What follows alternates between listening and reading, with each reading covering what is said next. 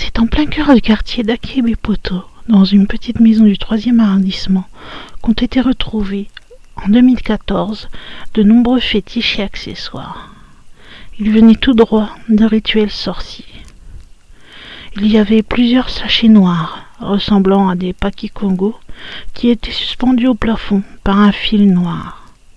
Cela laissait deviner les mauvaises intentions de la personne qui les a confectionnés. Typiquement utilisés dans le vaudou, la couleur de leur tissu trahit bien souvent le type de travail effectué pour charger ce dernier. Un paquet avec du tissu rouge sera généralement destiné à un rituel d'amour, un vert pour la chance, un jaune pour les finances et un noir pour la mort, ou du moins pour provoquer une maladie assez grave. Alors, quoi penser du fait que cette saisie se soit déroulée au domicile d'un ancien agent des forces de police? Dans quel but cette femme conservait-elle tout cela chez elle?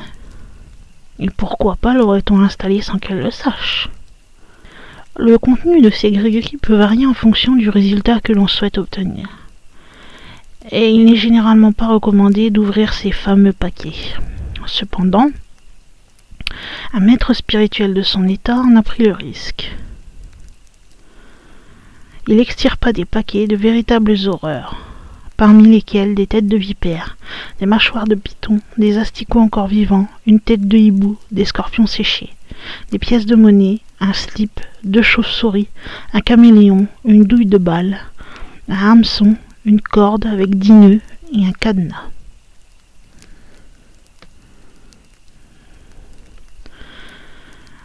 La victime de cette machination est une sexagénaire, retraitée des forces de police nationales. Elle venait tout juste de terminer les travaux de sa maison. Les paquets auraient été pendus à son plafond dans le but de lui provoquer des cauchemars et de rendre sa vie horrible. Il semble que plusieurs personnes lui en voulaient. L'installation de tels fétiches n'est pas anodin. Il se pourrait même que certains de ses proches l'aient trahi en installant des paquets à son insu. Lorsqu'elle est partie en retraite en 2003, elle dormait très mal. La nuit, dans sa chambre, elle entendait des bruits et des cris effrayants qui semblaient provenir du plafond, et ceci à plusieurs reprises. Elle voyait également des fantômes dans son couloir et dans les chambres. Les lumières s'allumaient et s'éteignaient toutes seules. Effrayée, elle restait constamment aux aguets. C'est à bout de force qu'elle a décidé de faire appel à un spécialiste.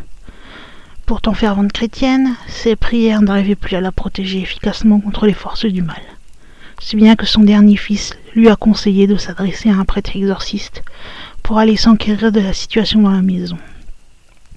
Un conseil suivi à la lettre par la dame. Elle a contacté un prêtre exorciste, des marabouts toulitistes et autres tradithérapeutes sans trouver aucune solution. Au contraire, la maison devenait de plus en plus invivable.